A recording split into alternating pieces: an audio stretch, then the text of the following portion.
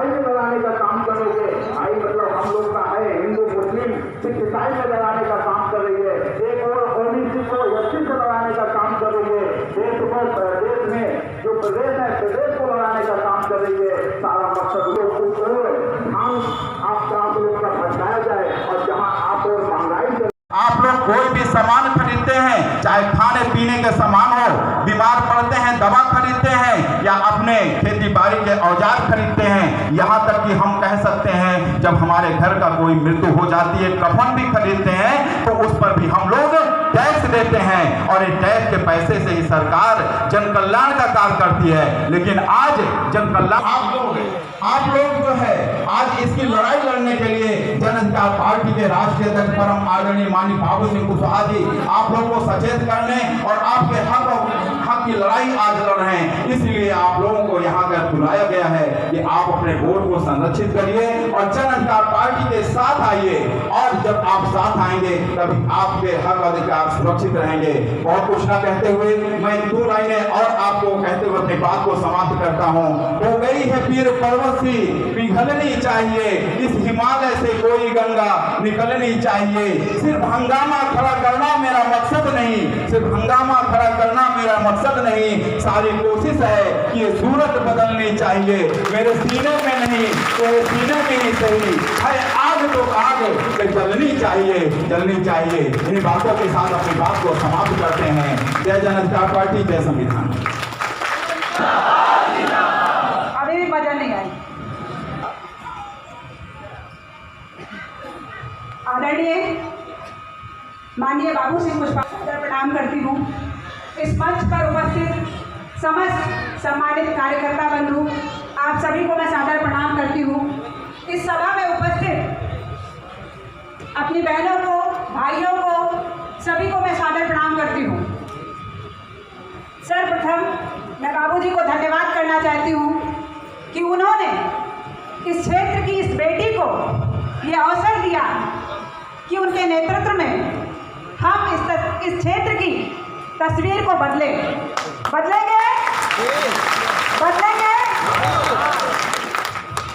जैसा कि मैंने पूर्व के जितने भी वक्ता थे सबके भाषण में मैंने सुना कि हमें संगठित होने की ज़रूरत है।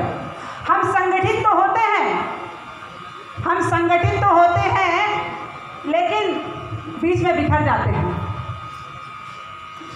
आप लोग कोई भी सामान खरीदते हैं, चाहे खाने पीने के सामान हो, बीमार पड़ते हैं दवा खरीदते हैं या अपने खेती बाड़ी के औजार खरीदते हैं, यहाँ तक कि हम कह सकते हैं जब हमारे घर का कोई मृत्यु हो जाती है कफन भी खरीदते हैं तो उस पर भी हम लोग टैक्स देते हैं और इस टैक्स के पैसे से ही सरकार जन कल्याण का कार्य करती है। लेकिन आज जन कल्याण आप लोग जो है आज इसकी लड़ाई लड़ने के लिए जन अधिकार पार्टी के राष्ट्रीय अध्यक्ष परम आदरणीय माननीय बाबू सिंह कुशवाहा जी आप लोगों को सचेत करने और आपके हक की लड़ाई आज लड़ रहे हैं। इसलिए आप लोगों को यहाँ पर बुलाया गया है कि आप अपने वोट को संरक्षित करिए और जन अधिकार पार्टी के साथ आइए और जब आप साथ आएंगे तभी आपके हक अधिकार सुरक्षित रहेंगे। बहुत कुछ ना कहते हुए मैं 2 लाइनें और आपको कहते हुए अपनी बात को समाप्त करता हूँ। हो गई है पीर पर्वत सी पिघलनी चाहिए, इस हिमालय से कोई गंगा निकलनी चाहिए। सिर्फ हंगामा खड़ा करना मेरा मकसद नहीं, सिर्फ हंगामा खड़ा करना मेरा मकसद नहीं, सारी कोशिश है कि ये सूरत बदलनी चाहिए। मेरे सीने में नहीं तो सीने में ही सही है आग तो आग जलनी चाहिए, जलनी चाहिए। इन बातों के साथ अपनी बात को समाप्त करते हैं। जय जन अधिकार पार्टी, जय संविधान। अभी भी मजा नहीं आई। आदरणीय माननीय बाबू सिंह कुशवाहा को प्रणाम करती हूँ। इस मंच पर उपस्थित समस्त सम्मानित कार्यकर्ता बंधु आप सभी को मैं सादर प्रणाम करती हूँ। इस सभा में उपस्थित अपनी बहनों को भाइयों को सभी को मैं सादर प्रणाम करती हूँ। सर्वप्रथम मैं बाबूजी को धन्यवाद करना चाहती हूँ कि उन्होंने इस क्षेत्र की इस बेटी को ये अवसर दिया कि उनके नेतृत्व में हम इस क्षेत्र की तस्वीर को बदलेंगे।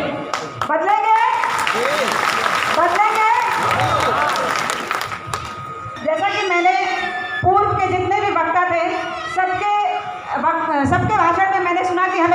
होने की ज़रूरत है। हम संगठित तो होते हैं, लेकिन बीच में बिखर जाते हैं। बनना है या सागर? भूत बनना है या सागर?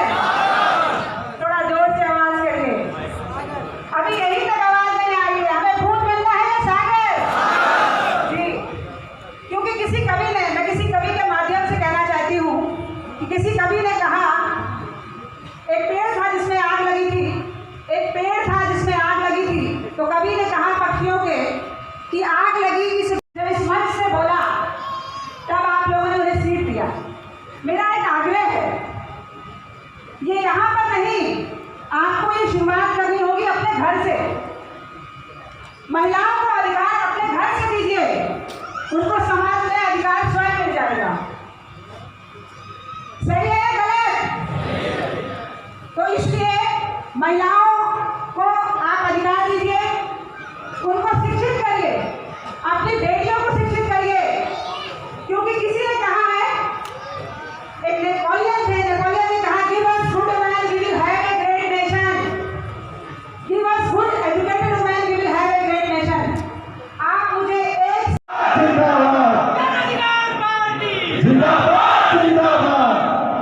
बैठ जाइए, सब लोग बैठ जाइए।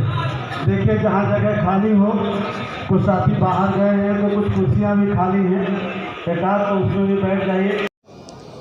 मंच पर बैठे हुए मेरे सभी सम्मानित मेरे साथी, हमारे सभी सम्मानित नेतागण,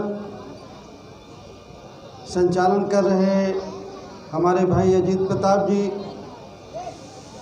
और काफ़ी देर से आप लोग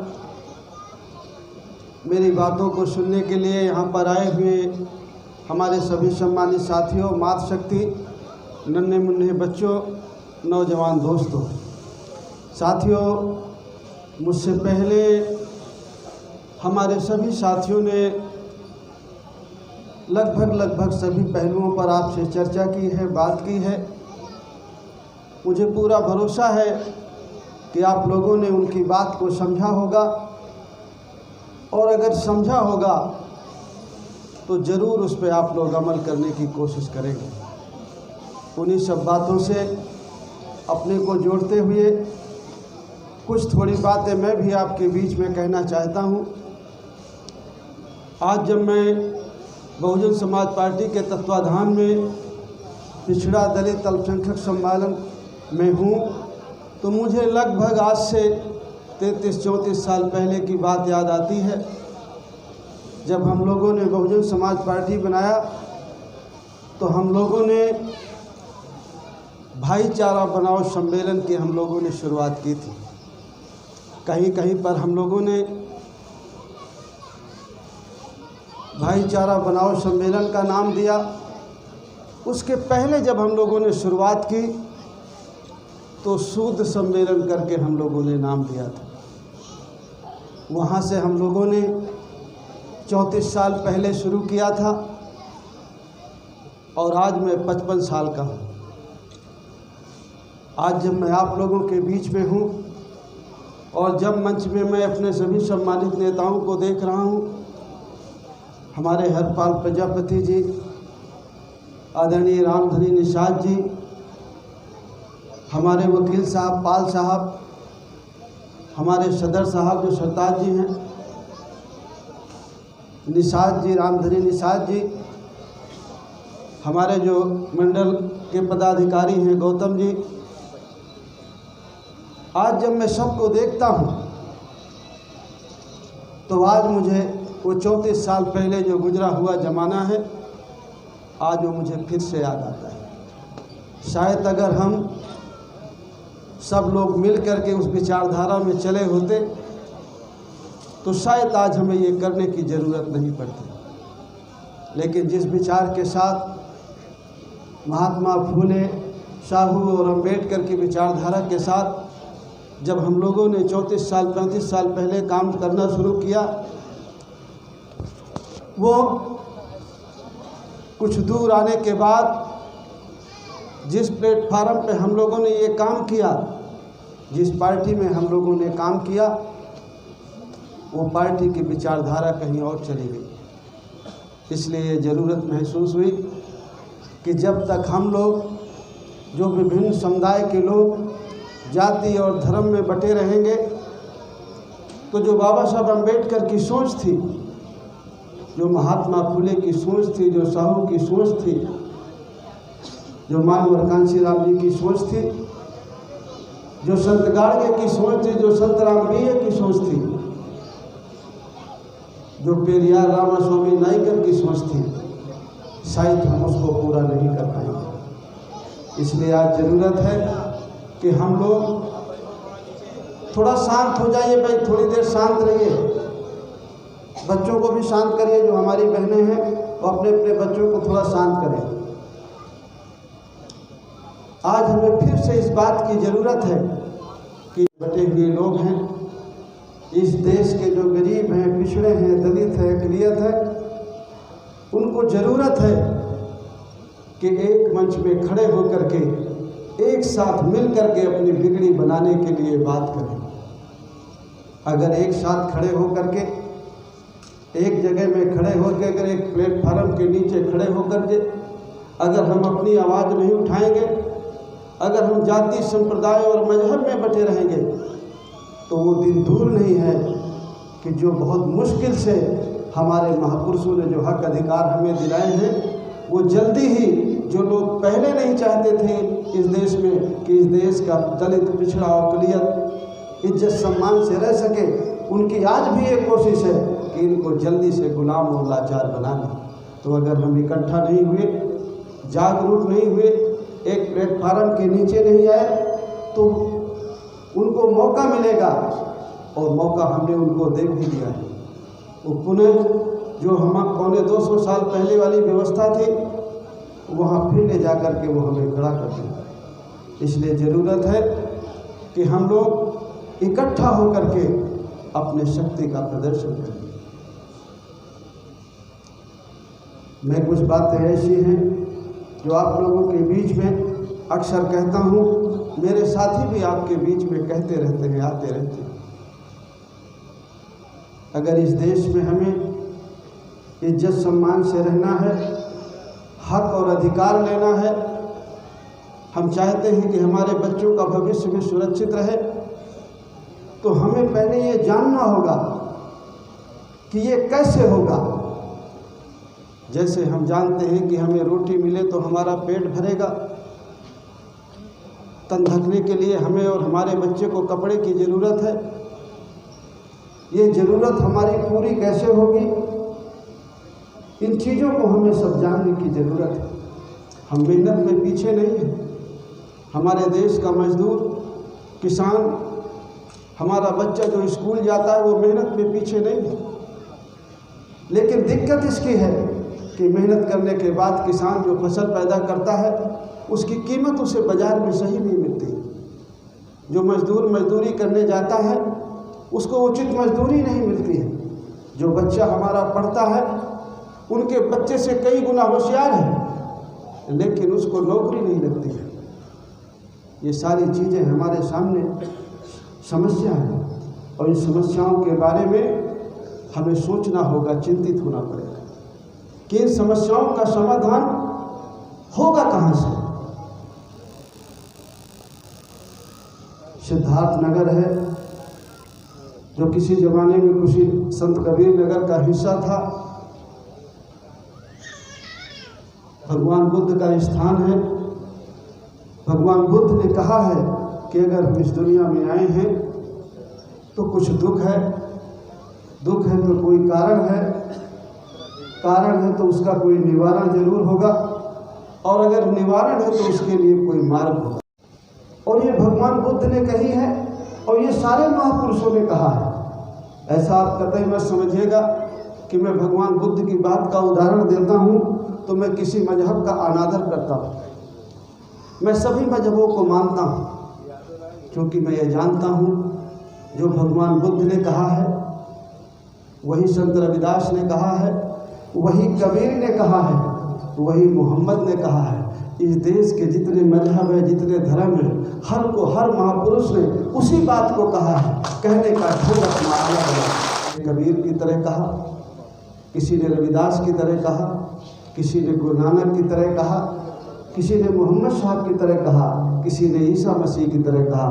और जो सनातन के धर्म के अनुयायी हैं, जो उनको मानते हैं, श्री कृष्ण को मानते हैं या राम को मानते हैं, किसी ने उनके हिसाब से कहा सब ने एक ही बात। जो व्यक्ति ये सोचता है कि जिस मजहब को मैं मानता हूँ वो बड़ा है और जिसको तुम मानते हो वो छोटा है, जिस भगवान को मैं मानता हूँ वो बड़ा है, जिसको तुम मानते हो वो छोटा है। सच में तो ये है कि जिसको वो मानता है वो उसी को नहीं जानता है।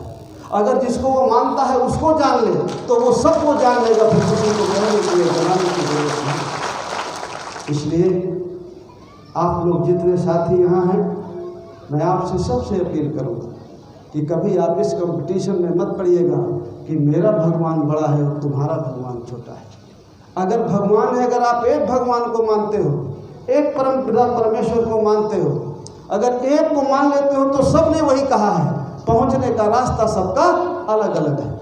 जिस दिन आप पहुंचेंगे उस दिन आप बुद्धा के रास्ते पर नहीं जाओगे, कबीर के रास्ते पर नहीं जाओगे, संत रविदास के रास्ते पर नहीं जाओगे।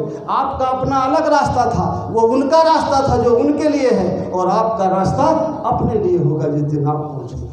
इसलिए आपको ये हमेशा याद रखना है कि सभी ईश्वर, सभी महापुरुष पढ़े और सब ने हमारे लिए कुछ कहा है, संदेशा दिया है। इसलिए इस पचड़े में कतई पढ़ने की ज़रूरत नहीं है। जो राजनीति में लोग कहते हैं कि नहीं, कोई पाकिस्तान चला जाए, कोई कहीं चला जाए, कोई कहीं चला जाए, इन सब झगड़ों में आपको पढ़ने की ज़रूरत नहीं। जिस दिन आप इतना समझ जाएंगे उस दिन आपको कोई व्यक्ति गुमराह नहीं कर पाएगा। संत कबीर नगर है जहाँ कबीर का स्थान है, और अगर कबीर को पढ़ लो, अगर कबीर को समझ लो तो बहुत सारी चीज़ें हमें समझ में आ जाती हैं। अपने जीवन का अर्थ निकल आएगा आपको, हमें करना क्या है, हमें जाना कहाँ है, ये चीज़ें हमें निकल करके आ जाएंगी। लेकिन अगर हमें अध्यात्म के रास्ते पर जाना है, साधु वाधु हो जाना है, तो एक वो अलग रास्ता है। लेकिन अगर हमें गृहस्थ आश्रम में रहना है, हम शादीशुदा हैं, बच्चे हैं, पत्नी हैं, और फिर उसके लिए हमें काम करना है, तो उसके बारे में भी हमें सोचना और समझना है। हम किसान हैं, हमारी समस्या है कि हमें खाद बीज सस्ता मिल जाए, हमें सिंचाई की व्यवस्था हो, बिजली हमें सस्ती मिले या फ्री मिले। हमारे बच्चे हैं, उनको अच्छी शिक्षा मिले, अच्छी शिक्षा के लिए अच्छा स्कूल हो, महंगी फीस ना हो, हमारे बच्चों को फ्री शिक्षा मिले, हमारे लोग बीमार होते हैं तो इलाज सस्ता हो, गरीब का इलाज फ्री हो, हमारे फसल की कीमत जो हम पैदा करते हैं उसकी कीमत अच्छी मिल जाए, हमारे बच्चे पढ़ करके उनको नौकरी लग जाए। ये गृहस्थ आश्रम के आदमी की परेशानी है, पीड़ा है, तकलीफ है। और इस पीड़ा का कारण क्या है वो हमें जानना बहुत जरूरी है। जो मैंने शुरुआत की कि भगवान बुद्ध ने कहा कि कई कारण है, दुख है तो उसका कोई कारण है। हमारा दुख अगर हमें अच्छी तरह से पता चल जाए कि हम गृहस्थ आश्रम में हैं तो क्या क्या दुख है, क्या क्या परेशानी है, और ये जो परेशानी मैं बता रहा हूँ शायद यही है। हमारे पास धन नहीं है, हमारे बच्चों के लिए अच्छा स्कूल नहीं है, बीमारी है तो इलाज के लिए पैसे नहीं है। जब हम गृहस्थ आश्रम में हैं तो दुख और पीड़ा हमारी यही है। और इसके कारण क्या है? कारण तो यही है कि हमारे पैसे नहीं है, इसलिए हम अपने बच्चे को पढ़ा नहीं पाते, हमारी पहुंच नहीं इसलिए हमारे बच्चे की नौकरी नहीं लग पाती, हमारे मुताबिक वो फैसला नहीं करती सरकार कि किसान को उसकी फसल की कीमत सही मिल जाए, खाद बीज उसे सस्ते मिल जाए, यही इसी तरह के अगर हम इसको गिने तो यही दुख है और यही कारण है। और ये जो कारण है, ये दुख है जो कारण है, कारण को अगर हम दूर करने के बारे में सोचें, निवारण के बारे में सोचें, हम दुखी होते हैं, रो करके घर बैठ जाते हैं, लेकिन उसके बारे में हम कुछ सोचते नहीं हैं, चिंतन नहीं करते, मनन नहीं करते कि दुख है, कारण है तो उसका कोई निवारण भी होगा। और अगर हम निवारण के बारे में सोचें कि निवारण तो हो सकता है, अगर हम किसान हैं, अगर हमें खाद बीज सस्ती सरकार कर दे, ये सरकार का फैसला है जिसको वोट दे करके जिताते हैं, तो ये दुख हमारा दूर हो सकता है। अगर हमारे बच्चे के लिए स्कूल हो जाए, फ्री शिक्षा हो जाए, फीस माफ कर दे तो हमारा बच्चा पढ़ सकता है, निवारण हो सकता है उसका। हमारी जो भी परेशानी है, रोटी कपड़ा मकान स्वास्थ्य शिक्षा रोजगार, ये जितनी भी हमारी समस्याएं हैं, परेशानी हैं, इनका सबका निवारण एक ही जगह है, वो उन लोगों के पास है जिनको वोट दे करके हम विधानसभा और लोकसभा में भेजते हैं। अगर ये निवारण हमें अच्छी तरह से पता चल जाए तो उसके लिए जो मार्ग है, उसके लिए जो रास्ता है, वो हम आसानी से जान सकते हैं, बना सकते हैं। उसके लिए रास्ता तो यही है कि हमारा कोई संगठन हो, हमारी कोई पार्टी हो, और हम अपना वोट डालें, और वोट डाल करके जो हमारे बारे में सोचता हो, किसान के बारे में सोचता हो, गरीब के बारे में सोचता हो, मजदूर के बारे में सोचता हो, हमारे बेरोजगार बच्चों के बारे में सोचता हो, हमारी माँ बेटी के बारे में सोचता हो, ऐसे लोग जीत करके जाएं और वहाँ से हमारी समस्याओं का समाधान। मैं संक्षेप में जनता पार्टी जिंदाबाद, जिंदाबाद, जिंदाबाद, जिंदाबाद। ये मैंने बहुत संक्षेप में दुख और कारण और निवारण और उसके लिए एक मार्ग मैंने बताया आपको। इसको आप बहुत देर तक इसकी चर्चा कर सकते हैं। जब आप विचार करेंगे, सोचेंगे, तो इससे कहीं भिन्न आप जान नहीं पाएंगे। हमारी पूर्णिमा जी एक बात बोल रही थी, बहुत अच्छी बात, भाई ये क्यों आप ऐसा कर रहे हो? एक बात तो कह रही थी कि बूंद बूंद से मिल करके सागर बनता है, और आप सब लोगों ने इस बात पर कहा था कि सही बात है कि अगर बूंद बूंद हम इकट्ठा करें तो एक बड़े सागर का निर्माण हम कर सकते हैं। लेकिन एक चीज़ उसमें और सोचने की ज़रूरत है, जब बूंद सागर से मिलता है तो बूंद अपना अस्तित्व खो देता है, और बूंद का भलाई इसी में है कि वो सागर से शुरू कर देंगे, उस दिन आप सागर बन सकते हैं। लेकिन जब तक आप बूंद अपने अस्तित्व पर अड़ी रहेगी तो वो सागर में कैसे मिल सकती है? जब तक एक एक आदमी, एक एक जाति मजहब का आदमी अपने का रहेगा तो कैसे सागर बनेगा, कैसे संगठन बनेगा, और कैसे आप कामयाब होंगे? इसलिए आपको जो अपना अस्तित्व है, जो बूंद का अपना अस्तित्व है, जो अपना अहंकार है, उस बूंद को अपना अहंकार छोड़ करके उसको समुद्र में मिलना पड़ेगा, तभी वो सागर बनता है। इसलिए जितने हमारे साथी हैं, एक जाति का आदमी अपने भाई भाईचार से उसका अहंकार है, ईगो है, वो उसी से मिलने को तैयार नहीं होता। फिर आगे चल कर के जातियाँ हैं, जातियों के अंदर जातियाँ हैं, फिर मजहब है, और जब हम इन सारी चीज़ों में बढ़ जाते हैं तो आपका विरोधी, जो आपके बच्चों को हमेशा से लाचार और गुलाम बना के रखा हो जाता है, वो विजयी हो जाता है। जिस दिन आप अपना अहंकार छोड़ देंगे, अपना ईगो छोड़ देंगे, और सब लोग इकट्ठे होकर के एक मंच के साथ में आ जाएंगे, एक संगठन के साथ में आ जाएंगे, उस दिन कोई आपके बच्चों का नुकसान नहीं कर पाएगा, कोई आपके बच्चों का हक नहीं कर पाएगा। मेरे एक साथी ने कहा स्वागत भाषण में कि 3 चीज़ें बहुत अहम हैं। शिक्षा से शुरुआत उन्होंने की, शिक्षा और एक चीज़ और कही कोई, और राजनीति। एक शिक्षा वो शेरनी का दूध है कि जो पिएगा, जो पढ़ेगा वो होशियार होगा, चालाक होगा, बुझाएगा। लेकिन मैं एक चीज़ उनसे भी कहता हूँ और आपसे भी कहता हूँ कि हमारे बच्चे पढ़ेंगे कि नहीं पढ़ेंगे, ये अधिकार तो राजनीतिक लोग तय करते हैं। वही लोग देते हैं कि हमारे अधिकार कि हमारा बच्चा पढ़ेगा कि नहीं पढ़ेगा। 1848 के पहले, पौने 200 साल पहले हमारे बच्चों को पढ़ने का अधिकार नहीं था, हमारी बहन बेटियों को पढ़ने का अधिकार नहीं था। महात्मा फूले ने, माता सावित्रीबाई फूले ने और बहन फातिमा बेग ने संघर्ष किया, तब हमको पढ़ने लिखने का अधिकार मिला और हमारी बहन बेटियों को पढ़ने का अधिकार मिला। जब पढ़ाई लिखाई का काम महात्मा फूले ने और उनकी पत्नी ने शुरू किया,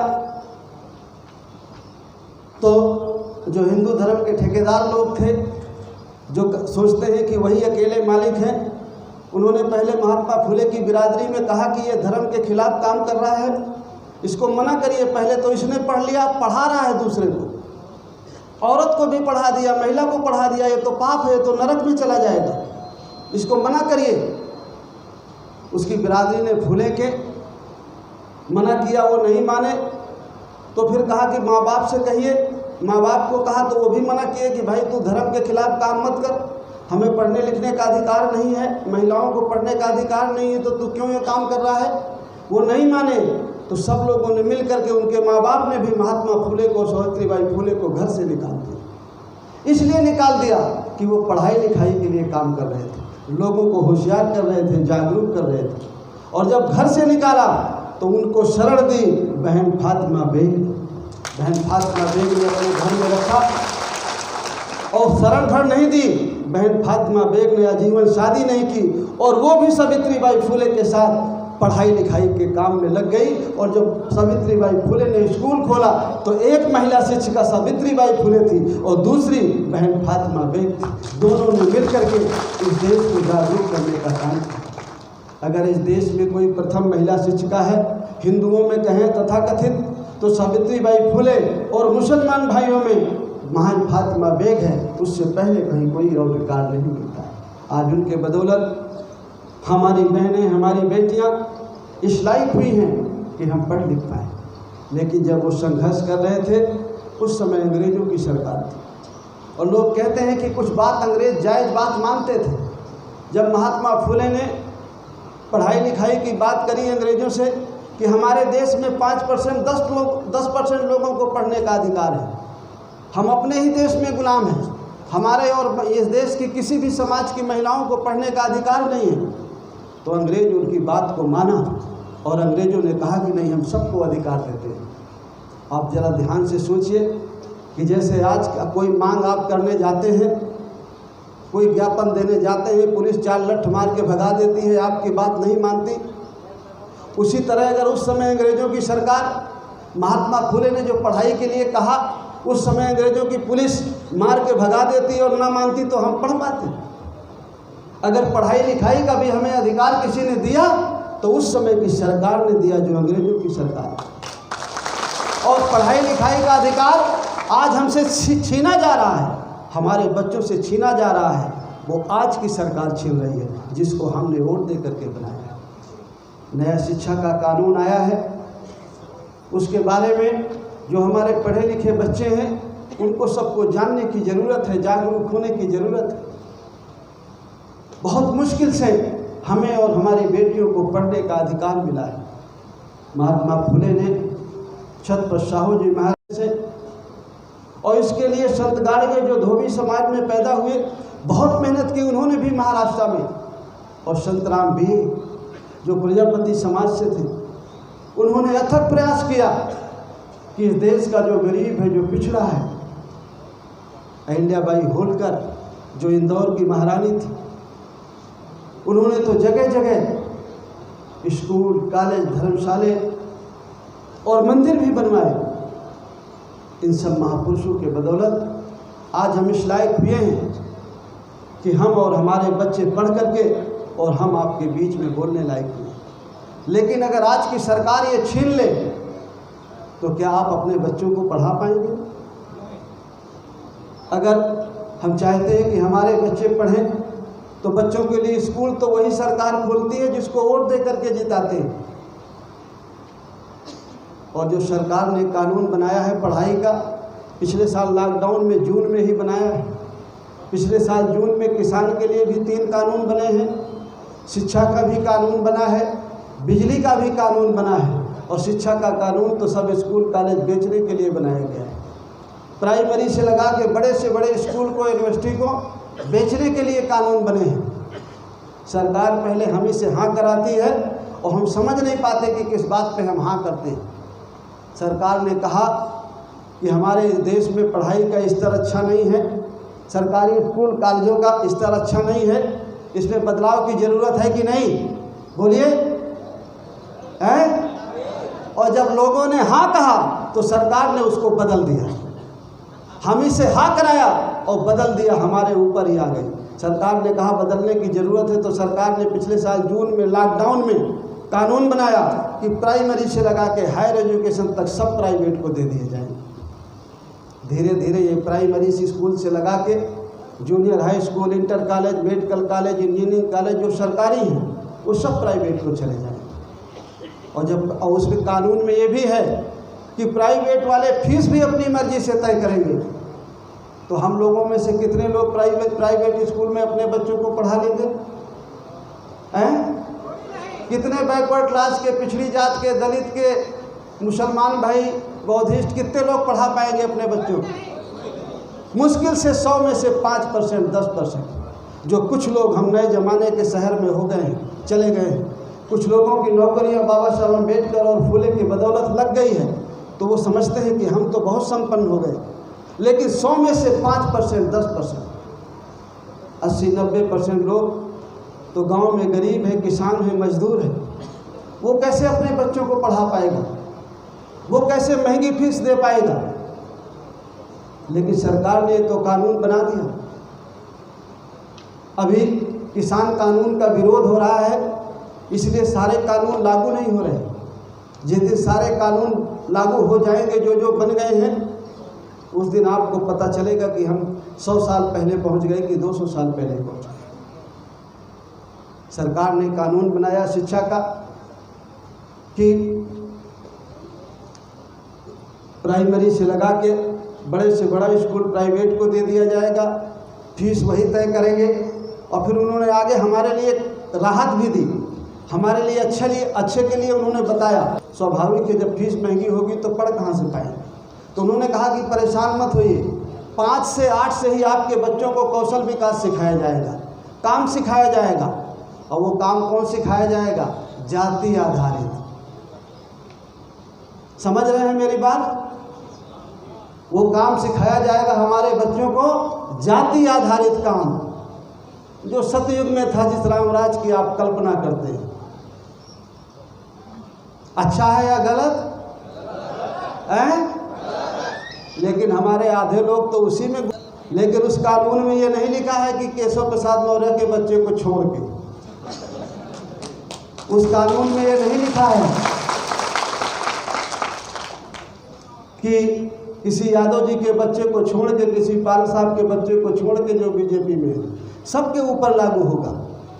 ये कानून शिक्षा के लिए बना है। जिस दिन स्कूल कॉलेज खुलेंगे उस दिन आपको पता चल जाएगा कि हम ये वोट दे करके हम 200 साल पीछे गए हैं या हम कुछ आगे गए।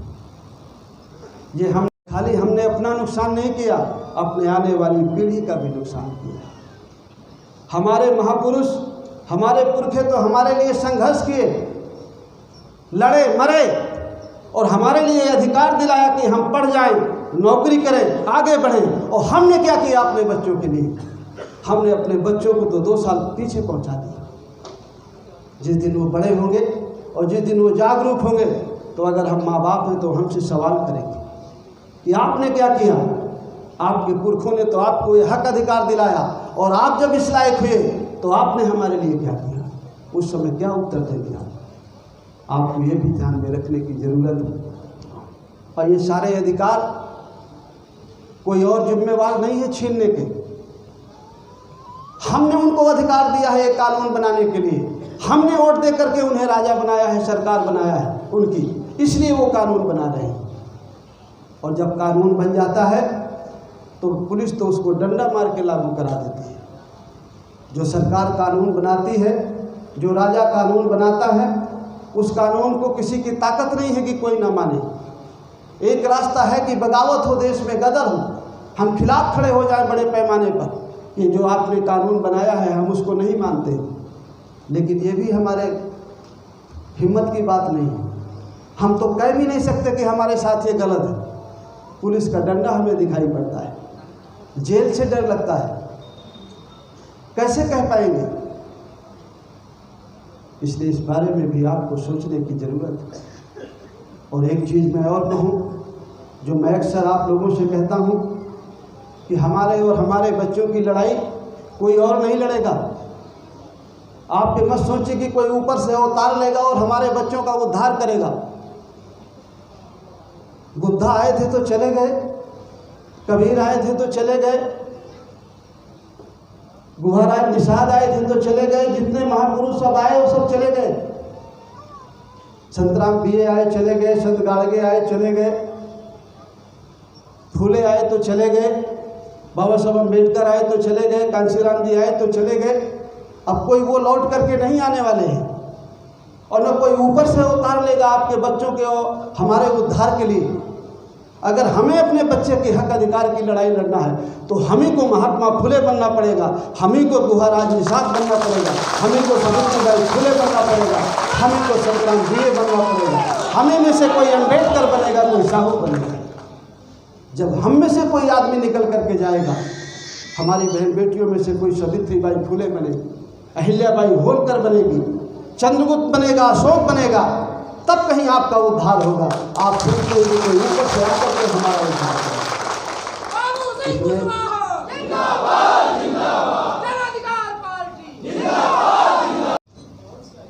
आप ये सोचते हैं कि कोई आएगा और हमको अपनी पीठ पे लाद लेगा और बैतरणी पार करा देगा।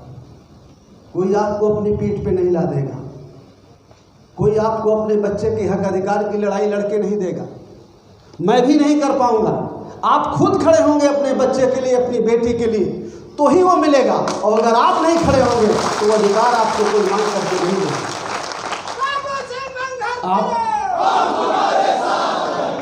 आप अगर चाहते हैं कि हमारे बच्चे का भविष्य अच्छा हो, हमारी बेटी का भविष्य अच्छा हो, तो आपको जागरूक होना होगा, इकट्ठा होना पड़ेगा और ये सोचना होगा कि अधिकार छीन कौन रहा है। क्या 4 साल 5 साल में जो वोट पड़ता है, जिनको हम वोट दे करके जिताते हैं, क्या उनसे कुछ हित होता है? वो चाहे तो हमारा हित होता है, वो चाहे तो हमारा नुकसान होता है। ये चीज़ आपको सोचना बहुत ज़रूरी है। जब तक आप ये बात नहीं समझेंगे अच्छी तरह से, तब तक तो आपका वोट हर चुनाव में गाय माता के नाम पर, शराब की बोतल पर, भगवान का घर बनाने पर, भारत पाकिस्तान पर, साड़ी ब्लाउज पर, गैस सिलेंडर पर, कॉलोनी पर, शौचालय पर आपका वोट जाएगा। जिस दिन आप ये जान जाएंगे अच्छी तरह से कि जिसको वोट देते हैं वो हमारा और हमारे बच्चे का भाग विधाता है, उस दिन आपसे गलती नहीं होगी, उस दिन आप सही कर। आपको तो लगता है जो रामचरितमानस में लिखा है कि को न होए हमें कहानी, चेरी छोड़ न होवे रानी, तो आपको लगता है कि कोई राजा बने, कोई रानी बने, हमें क्या फ़र्क पड़ता है। हमें तो वही काम करना है, साड़ी ब्लाउज ही मिल जाए, 500 रुपया ही मिल जाए, शराब की बोतल ही मिल जाए, इतने में अपना वोट देते हैं आप। जरा कल्पना करिए कि जिसको वोट दे करके आपने जिताया है, उसी ने ये शिक्षा का कानून बनाया है, जो आपके बच्चों से पढ़ाई का अधिकार छीनने वाला है। जिसको आपने वोट दे करके जिताया है, आपकी फसल की कीमत वही तय करता है। जिसको आपने वोट दे करके जिताया है, वही आपके बच्चों के लिए स्कूल बनाता है, वही आपके बच्चों को नौकरी देता है। जिसको आपने वोट दे करके जिताया है, वही भगवान का घर बनाने की शुरुआत कराई। उसके पहले तो भगवान का घर भी नहीं बन पाया जिसके नाम पे आपने वोट दिया। जिसको वोट दे करके जिताया उसी ने जब चाहा तो घर बनना शुरू हुआ। जिसको वोट देते हैं उसके बारे में सोचिए कि उसमें ताकत है या नहीं। जब तक आपके दिमाग में नहीं बैठेगी कि जिसको हम वोट दे करके जिताते हैं क्या वो साड़ी ब्लाउज भर दे सकता है, क्या वो कॉलोनी भर दे सकता है, 5 किलो अनाज दे सकता है, क्या हमारा जीवन इतने में कट जाएगा? हमको भी कॉलोनी मिल गई, गैस सिलेंडर मिल गया, हमारे बच्चे को भी मिल जाएगी, फिर उसके बच्चे को मिल जाएगी, हमारा जीवन इसी में गुजर जाएगा। हम नहीं चाहते कि हमारा बच्चा भी पढ़े, वो भी डॉक्टर बने, वो भी इंजीनियर बने, वो भी कलेक्टर बने, वो भी थाने में जाए, वो भी सीओ बने। क्या हम ये नहीं चाहते? चाहते हैं या नहीं चाहते हैं? और अगर चाहते हैं तो फिर उनसे कुछ सीखिए, कुछ नकल करिए। कैसे वो कर पाते हैं ये? अगर ये सीखना शुरू कर दे, समझना शुरू कर दे। कैसे थाने वाला आपकी नहीं सुनता, उनकी सुनता है? कैसे जिले का कलेक्टर उनकी सुनता है, आपकी नहीं सुनता? क्यों नहीं सुनता और किसकी सुनता है? जरा ध्यान से देखो, जिसको वोट दे करके जिताते हो उसी की सुनता है क्या? कलेक्टर उसी की सुनता है क्या जिसको वोट दे करके जिताते हो? वो कॉलोनी, वो गैस चूल्हा, वो 6,000 रुपया क्या वही लोग देते हैं क्या जिसको वोट दे करके जिताते हो? या संगम नहाने से मिल जाता है? कौन देता है? जहां आरती उतारती हैं, नरियल वरियल लेके जाती हैं, वहां से मिलता है कि जिसको वोट से जिताती है वो देता है? अगर ये सारी चीजें अच्छी तरह से समझ में आ जाए तो फिर फैसला गलत नहीं होगा, फिर सही होगा। और जिस दिन तक ये बात समझ में नहीं आएगी तो आप समझेंगे कि यार ऐसे यह चुनाव आता है और चला जाता है। चुनाव जब होता है तो पैसा कितना पानी की तरह बहाया जाता है। हर पार्टी का अगर पैसा जोड़िए और सरकार का पैसा जोड़िए चुनाव के मौके पे तो एक वोट 10 से 15 हज़ार का पड़ता होगा। इससे कम में पड़ता होगा? सब पार्टियों का अगर खर्चा जोड़िए और सरकार का खर्चा जोड़िए तो एक वोट की कीमत कितने में पहुंच जाती हो? कुछ तो बात है उस वोट में, कुछ तो कारण है उस वोट का, कुछ तो ताकत है उस वोट पे कि चुनाव के मौके पर आदमी आता है और सिराने नहीं बैठता, पैतरने बैठता है, पांव छूता है, पैसे देता है, शराब की बोतल देता है। कुछ तो बात है उस वोट में, कुछ तो बात होगी उस वोट में, कुछ तो ताकत होगी उस वोट में। आपसे वोट लेता है 100, 200, 500 रुपए के बदले, कॉलोनी के बदले, और जब उस वोट लेने के बाद वो राजा बन जाता है और फिर राजा उस खजाने का मालिक हो जाता है जो देश का खजाना है, और फिर हमारे हाथ में वो कटोरा दे देता है। फिर हम उससे मांगते रहते हैं कि हमारी समस्या का समाधान करो। ये जीवन की एक गलती है हमारी जो थोड़ी देर शांत रहो। अगर हम जीवन की ये एक गलती ठीक कर लें तो हमारे मालिक नहीं बन सकते। ये जीवन की हमारी एक गलती जो उनको हमारा मालिक बना देती है और हमें गुलाम बना देती है, और वो एक गलती है वोट देने की। जब हम उन्हें वोट दे देते हैं, चाहे भगवान के नाम पर दें, चाहे गाय माता के नाम पे दें, चाहे भारत पाकिस्तान के नाम पे दें, वोट दो, और जब वो वोट ले लेते हैं तो वो मालिक बन जाते हैं, हम गुलाम बन जाते हैं। और अगर ये एक गलती ठीक कर ले, वोट हम उनको ना दें, हम ले लें, तो वो गुलाम हो जाएं, हम मालिक हो जाएं। बात कुल इतनी सी है, एक छोटी सी बात है जो हमारी समझ में नहीं आती।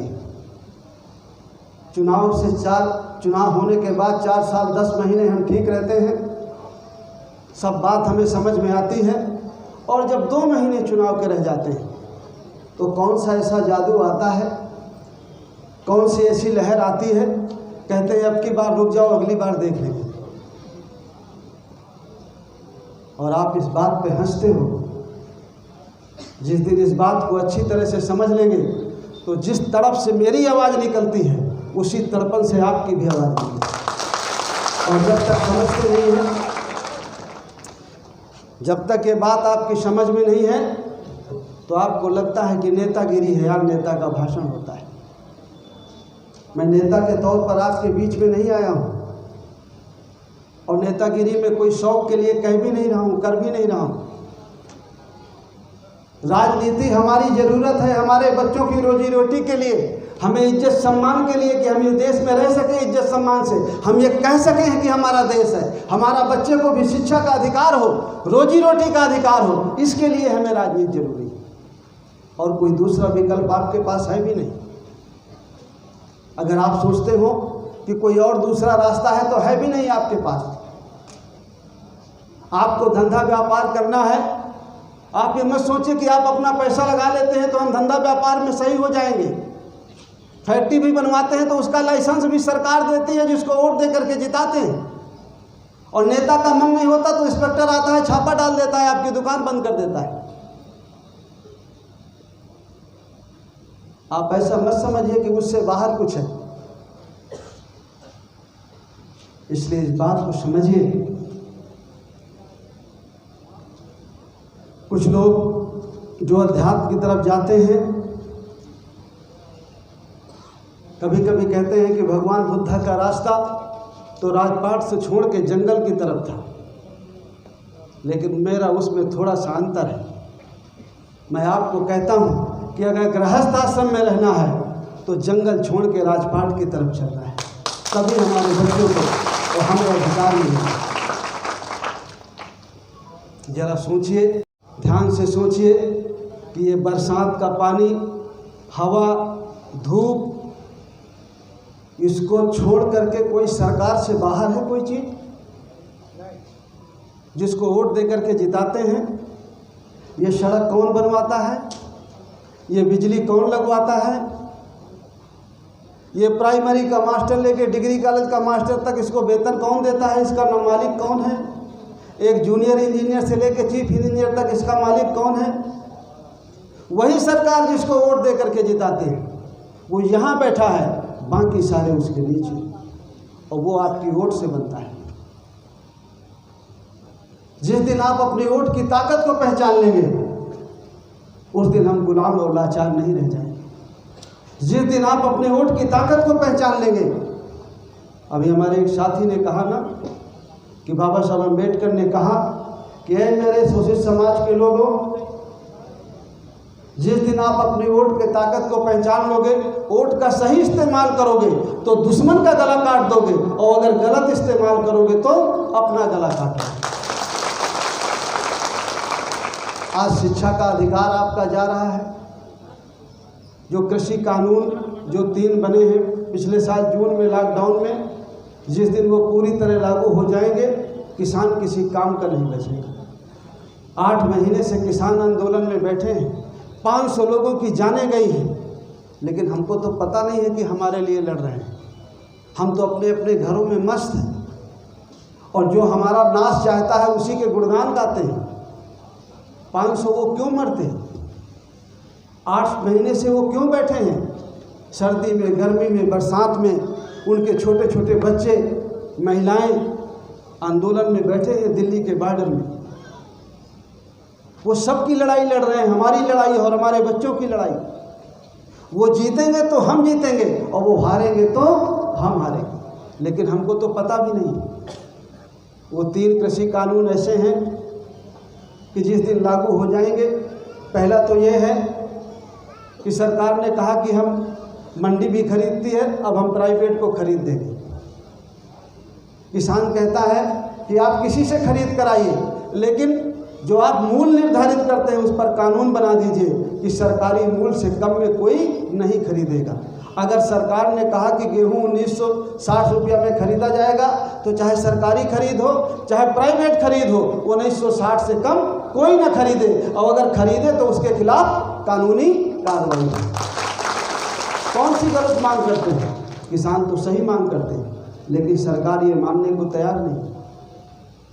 सरकार प्राइवेट खरीदार को इजाज़त दे दी, अब आपका गेहूं मंडी में भी खरीदा जाएगा और प्राइवेट में खरीदा जाएगा। प्राइवेट में टैक्स नहीं लगेगा, प्राइवेट वाले को सरकार का टैक्स नहीं लगेगा, तो वो 2 रुपया महंगा खरीदेगा। मंडी में 2 रुपया टैक्स लगता है तो थोड़ा कम खरीदो, कम पैसा मिलेगा। जब आप बेचने जाएंगे तो जहां आपको 2 रुपया ज़्यादा मिलेगा, आप स्वाभाविक है कि वहां जाएंगे। तो जब आप वहां जाएंगे साल 2 साल तो मंडी हो जाएगी बंद, और जब मंडी बंद हो जाएगी सरकारी तो बचेगा अकेले। तो फिर 1 साल बाद वो कहेगा कि नहीं, मैं वो 1900 का नहीं खरीदूंगा, 1500 का खरीदूंगा। फिर आप क्या करेंगे? जैसे जियो चलता था ना, फ्री चलता था जियो का फ़ोन, जियो का मोबाइल फ्री, और जियो के टावर नहीं थे, टावर BSNL के थे, सरकारी टेलीफोन विभाग के। तो जियो का टेलीफोन BSNL के टावर में चला फ्री, 1 साल 1.5 साल फ्री मिला सबको। और जब सबने जियो का खरीद लिया तो सरकारी टेलीफोन विभाग हो गया बंद, और जब बंद हो गया तो जियो ने 99 का किया, फिर 199 का किया, फिर 299 का किया, और आज 499 का है। और उस BSNL को जो सरकारी था उसको जियो ने खरीद लिया। इसी तरह 1 साल बाद मंडी बंद होगी और मंडी को भी वो खरीद नहीं पाएगा। और जो मंडी में बच्चे नौकरी करते हैं, हर मंडी में जो 10, 20, 25 बच्चों को नौकरी मिल जाती है हमारे, वो कहाँ जाएंगे? एक तो बच्चों की नौकरी जाएगी और किसान की फसल सस्ती बिकेगी। किसान कहते हैं कि नहीं, आप गारंटी दीजिए और कानून बनाइए कि जो सरकारी कीमत निर्धारित कर होगी उसी में चाहे सरकार खरीदे चाहे प्राइवेट वाला खरीदे, उससे कम में खरीद नहीं होनी चाहिए। दूसरा कानून है भंडारण का। अभी तक हमारे यहाँ कोई भी दुकानदार ज़्यादा भंडारण नहीं कर सकता था खाने पीने की चीज़ें। जो ज़्यादा भंडारण करेगा उसके खिलाफ मुकदमा होता था कि ये कालाबाजारी करता है। अब सरकार ने दूसरा कानून बनाया कि कालाबाजारी जायज़ है, कोई कितना भी भंडारण कर सकता है। अब आप जैसे बस्ती में हैं, आपके यहाँ कोई फसल पैदा हुई, यहाँ का 10-20 व्यापारी इकट्ठा होकर के उसको खरीद लेगा, किसान तो रोक नहीं पाएगा। फसल आती है, जल्दी से उसे पैसे की ज़रूरत रहती है, वो जल्दी से बेचता है, उधार भी ले लेता है उसके एवरेज में। तो किसान की फसल सस्ती खरीदी जाएगी और ख़रीद करके वो बाज़ार में डंप कर लेंगे, और बाज़ार में जब कमी आएगी तो उसको कई गुना रेट में बेचेंगे। जब गेहूं आपसे खरीदा जाएगा तो 1500 रुपया 1600 रुपया में खरीदा जाएगा, लेकिन जब बाज़ार में कमी आएगी, जब वो आप मजदूर खरीदने जाएगा, जो खाता है वो खरीदने जाएगा, तो वही आटा उसको 100 रुपया किलो मिलेगा। आपसे 15 रुपया में खरीदा जाएगा और वापस वो उसको 100 रुपया में बेचा जाएगा। तो कौन सा आदमी नहीं है जो प्रभावित नहीं होता? हर व्यक्ति जो किसान की पैदा की हुई चीज़ को खाता है, और सब खाते हैं, वो सब दिक्कत में फंसेंगे। चंद मुट्ठी भर लोगों को फायदा है, 2-4 लोगों को। लेकिन सरकार कहती है कि कानून सही, और सरकार को फर्क क्यों नहीं पड़ता कि हमने उसको वोट दिया। और सरकार जानती है कि हम 6000 देते हैं, कॉलोनी देते हैं, शौचालय देते हैं, गैस सिलेंडर देते हैं, इनको कुछ और दे देंगे तो ये फिर खुश हो जाएंगे। इनको ये पता नहीं चलता कि 60,000 लेके इनको 6,000 दिया जाता है। डीजल 50 रुपया में था साल भर, 6 साल पहले, 7 साल पहले, अब 90 रुपया 95 रुपया है। आपको पता ही नहीं है कि आपसे कब कितना पैसा ले लिया गया और 6,000 दे दिया गया। तो 6,000 मिले तो बहुत खुश, उसके बदले आपका 60,000 चला गया तो पता नहीं। एक तो डीजल समझिए किसानी में कितना लगता है, फिर दूसरा समझिए कि जो बाज़ार से चीज़ें आप खरीदते हैं, और बाज़ार में जो चीज़ें आती हैं वो ट्रक से आती हैं, लद के आती हैं। तो जब बाज़ार में चीज़ें जो ट्रक में लद के आती हैं तो डीजल महंगा तो ट्रक का भाड़ा महंगा तो चीज़ें महंगी हो गई, आपकी खाद बीज महंगा हो गया। जो आप साबुन खरीदते हैं, कपड़े खरीदते हैं, वो सब कई गुना रेट में हो गई। डीजल बढ़ने से एक चीज़ नहीं बढ़ती, सारी चीज़ें बढ़ जाती हैं, और सारी जगहों पर आपको ज़्यादा पैसा देना पड़ता है। आपसे ज़्यादा ले लिया गया, आपको वो पता नहीं है, आपको 6,000 मिल गए तो उसमें आप खुश हैं। आप 7 साल पहले जोड़िए, जो किसान लोग हैं, आपको 100 रुपया बचता था, तो आज के दिन में आपको 30 रुपया बचता है। आपको पता ही नहीं चला कि किसने 70 रुपया छीन लिया। आपको तो लगता है 6,000 मिल गए, 500 मिल गए, आज तक किसी ने नहीं दिया। 500 मिल गए, हम खुश। ये पता नहीं है कि ये उनका नहीं है, ये आपकी गाड़ी कमाई का पैसा है। 90 रुपया 95 रुपया का जो डीजल है उसमें 2 रुपया पेट्रोल पंप मालिक को मिलते हैं और 50 रुपया 52 रुपया सरकार टैक्स लेती है एक लीटर डीजल में, जो सरकारी खजाने में जमा होता है, और बाकी बचा पैसा वो तेल कंपनी को जाता है। पार्ले बिस्कुट जो आता है सबसे छोटा पैकेट 5 रुपए का, उसमें 76 पैसे सरकार टैक्स लेती है। अगर एक दिन का वही बच्चा पैदा हुआ है, हमारा बीमार हो गया है, तो सरकार को बिना टैक्स दिए दवा नहीं मिलती, आपसे सीधे नहीं लेती। दुकानदार को कहा जाता है कि 1 रुपया की दवा है तो 1 रुपया सरकार के लिए ले लेना, और जो टैक्स का पैसा है आपके वो सरकारी खजाने में जमा होता है, और फिर सरकारी खजाने की मालिक जो आप वोट दे करके जिसको जिताते हो, सरकार बनाते हो, वो होती है। फिर वो सरकारी खजाने से आपको 5 किलो अनाज और गैस सिलेंडर चूल्हा आज 6000 रुपया कि आया ट्रक में लद के हैं, वो आपकी अपनी गाड़ी कमाई का है, आपके पैसे का है।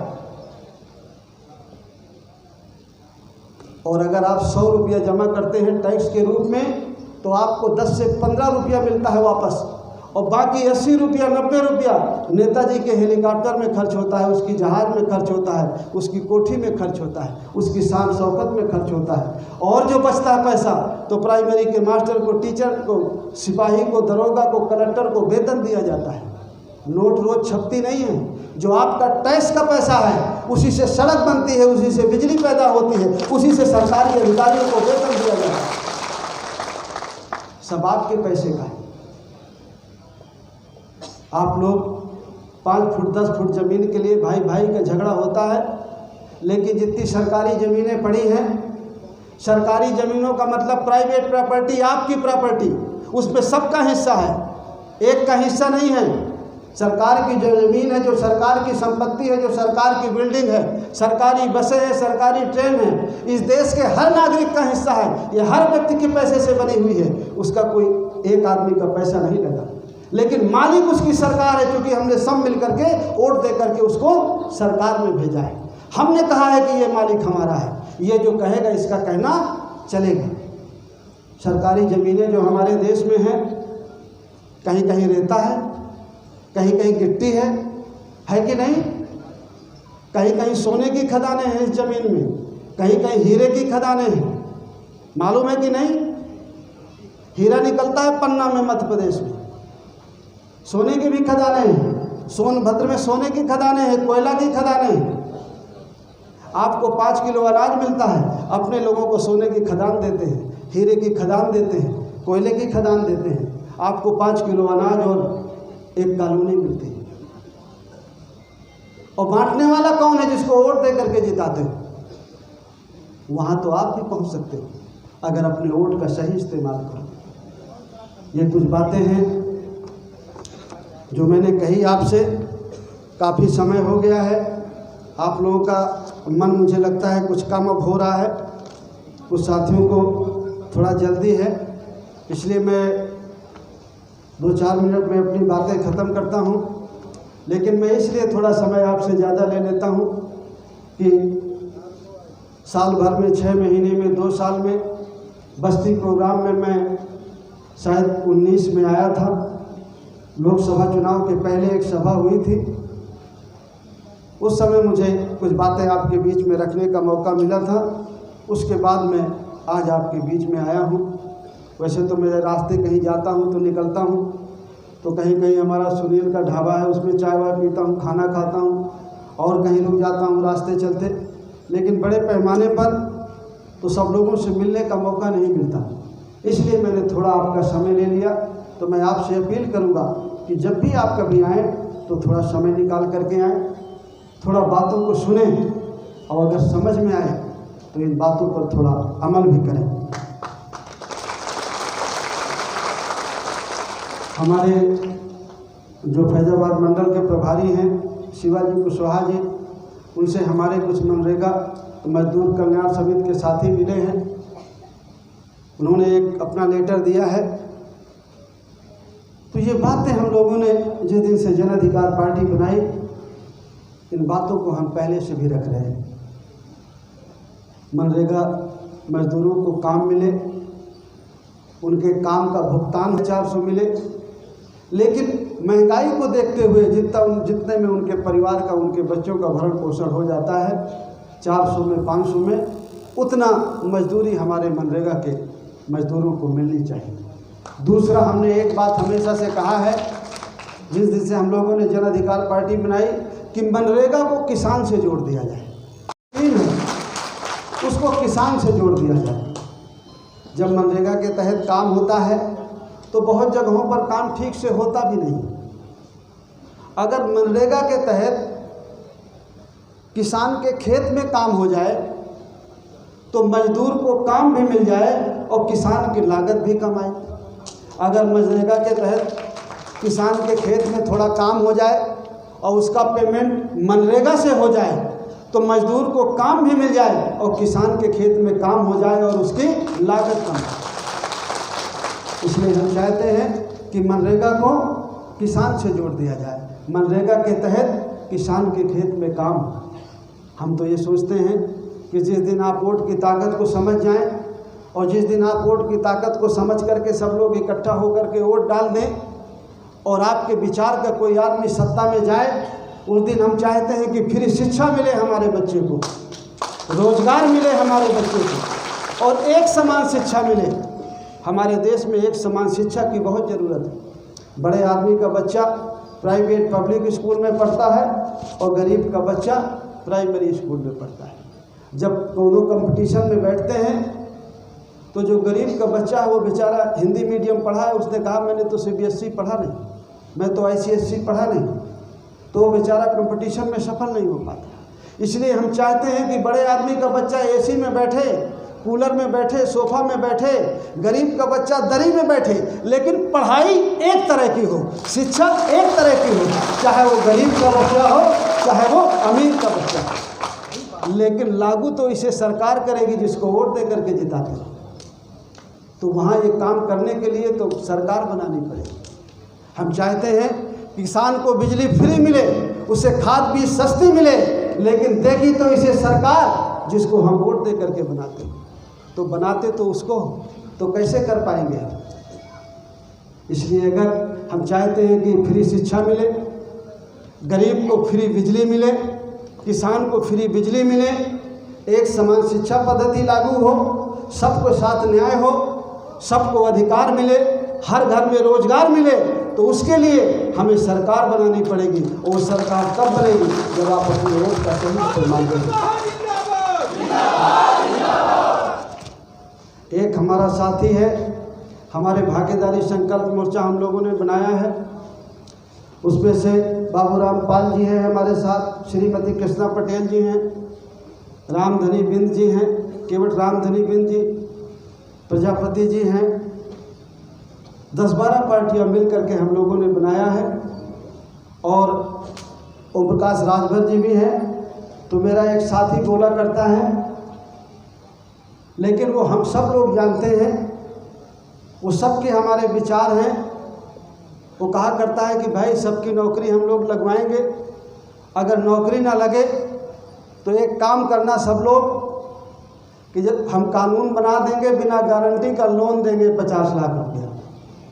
सुना है ना आप लोगों ने। और जब लोन ले लेना तो धंधा करना और एक को किस्त न जमा करना है।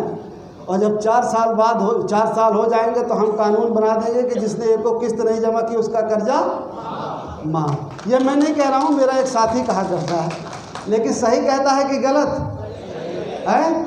ऐसा हो सकता है कि नहीं? लेकिन उसके लिए तो सरकार बनानी पड़ेगी। और सरकार बनाने में क्या लगता है कि और कुछ लगता है? वो है आपके पास, दिखाई तो पड़ता नहीं है। तो पूरा बस्ती जिला जितने लोग यहाँ आए हो, आज सब जगह जन अधिकार पार्टी के नाम की चर्चा हो रही है। लेकिन चर्चा तो होती नहीं, यहाँ के जाने के बाद तुम भी शर्माते हो कि हम जन अधिकार पार्टी के। पदाधिकारी भी नहीं बताता, उसको शर्म आती है कि मैं जन अधिकार पार्टी का हूँ। कोई जान न जाएगी। अरे भाई रुक जा, यही हाल में नारा लगाएगा कि बाहर भी लगाता है? जिस दिन बाहर लगाना सीख लोगे उस दिन मुझको तो तुम सुनाते हो बाबू सिंह कुशवाहा संघर्ष करो हम तुम्हारे साथ हैं। चढ़ जा बेटा झाड़ में, भला करे तेरा भगवान। मुझको झाड़ में चढ़ाते हो, खुद कुछ करते नहीं हो। हंसो मत, समय नहीं है आपके पास।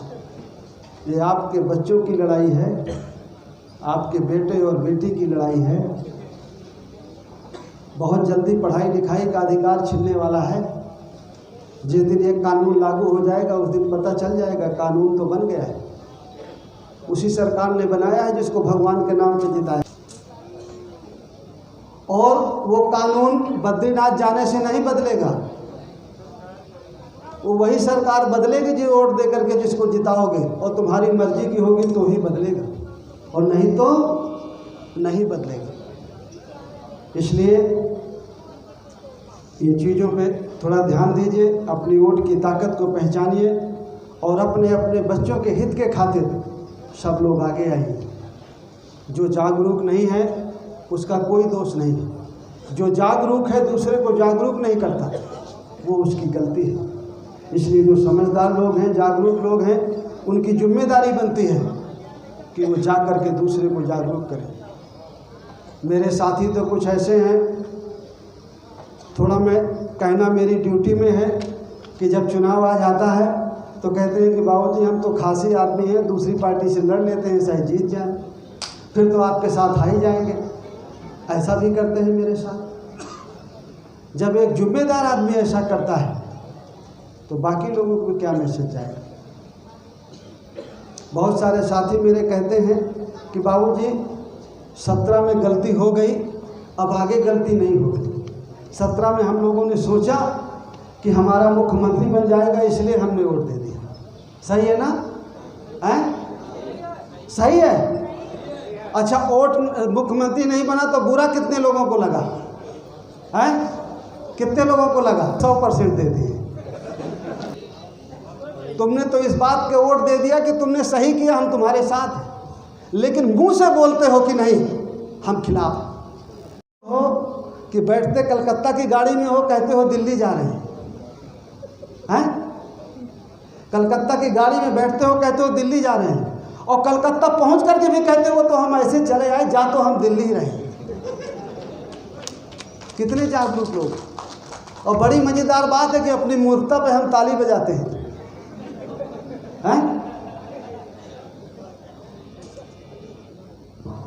हमें जब अशोका जिस पर गर्व करते हो, ताली बजाते हो, जिसने अखंड भारत का निर्माण किया, और अशोका जब गद्दी में बैठा जिसको रोज याद करते हो, उसके रास्ते में भी उसके सगे भाई रोड़ा थे।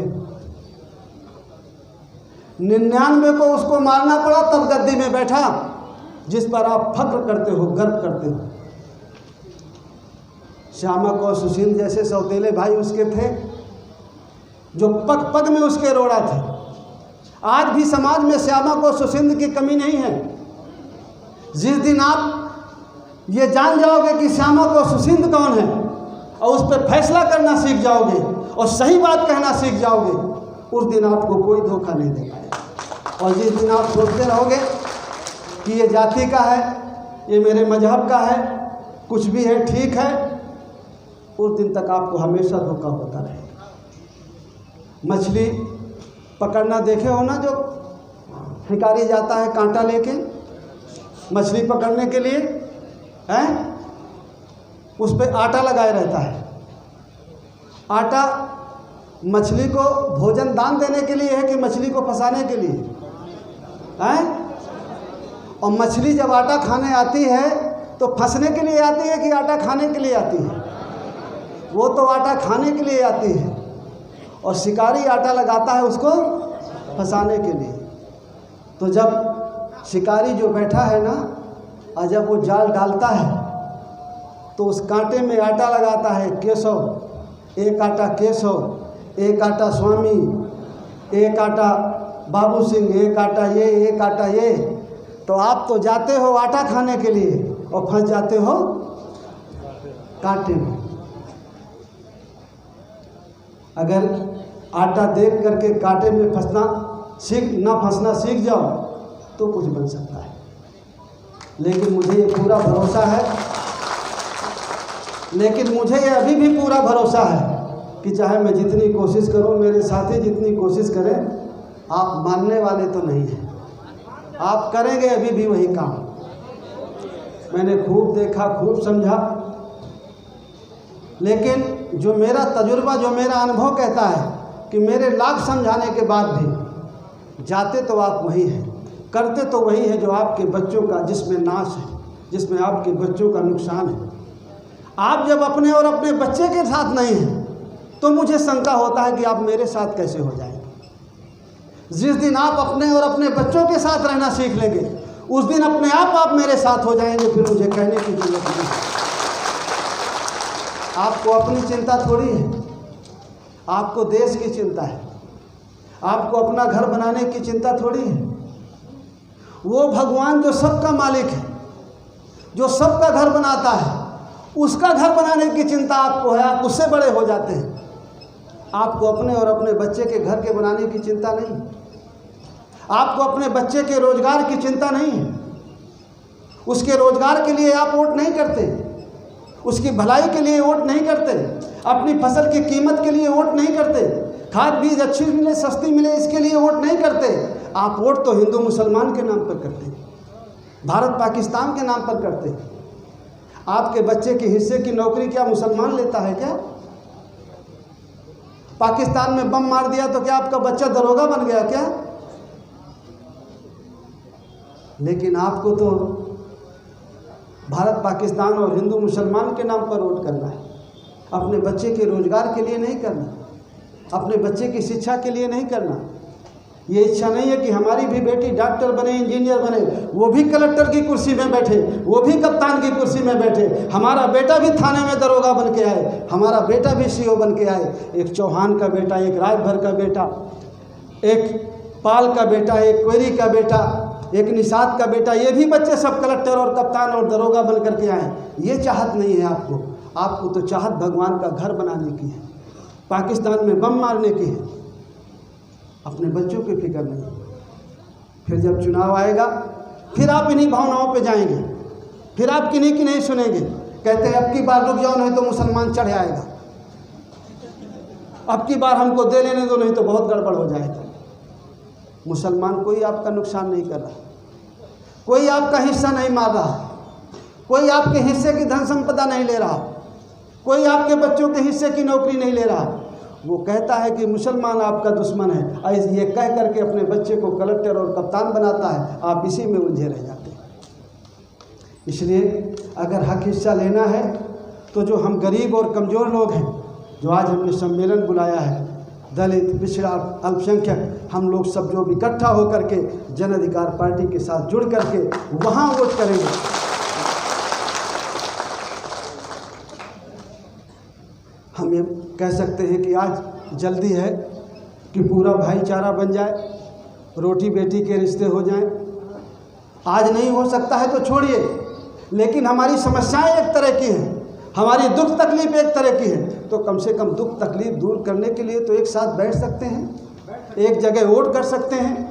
हम अपनी समस्याओं का समाधान के खातिर, अपनी तकलीफ को दूर करने के खातिर, अपने बच्चों को परेशानी दूर करने के खातिर, अन्याय अत्याचार से छुटकारा पाने के लिए एक जगह बैठ सकते हैं और उस जगह वोट का फैसला कर सकते हैं।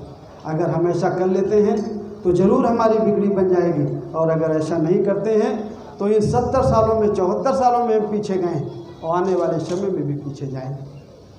बहुत समय लिया मैंने आपका, आप इतनी गर्मी में आए और आप सब लोगों ने इतना समय दिया, तो आप सब लोगों को दिल के गहराइयों से धन्यवाद, शुक्रिया। अगर मेरी बात सही हो और मेरे साथियों की बात सही हो तो आप सब लोगों की जिम्मेदारी है कि अपने खातिर और अपने बच्चों के खातिर इस बात को जगह जगह पहुंचाइए। 2 आदमी से कहिए, कम से कम बड़ा रिश्ता मजबूत होता है साले और बहनोई का। सब लोग अगर साले बहनोई को बताना शुरू कर दें तो सारा जगत साला बहनोई है। तो इन बातों को जगह जगह पहुंचाइए। कल मैं देवरिया में था। देवरिया में मुझे खुशी इस बात की थी कि जितने आदमी थे, अगर 60 आदमी थे तो कम से कम 40 से 45 महिलाएं थीं। इससे कम महिलाओं का एवरेज नहीं था कल देवरिया में। हमारे चंद्रबिंदु जी और प्रजापति जी और निषाद जी बैठे हैं और साथी बैठे हैं। महिलाओं की भागीदारी हमारी अच्छी थी।